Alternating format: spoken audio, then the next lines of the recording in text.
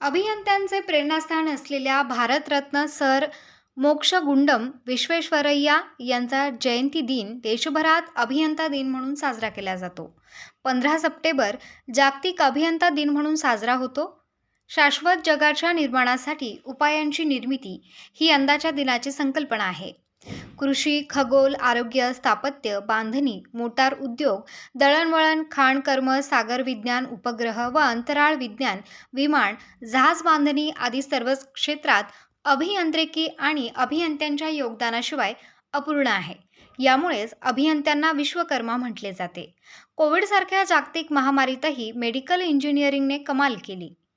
नाशिकमध्ये महाराष्ट्र इंजिनियर असोसिएशनतर्फे अभियंता दिन साजरा करण्यात आला.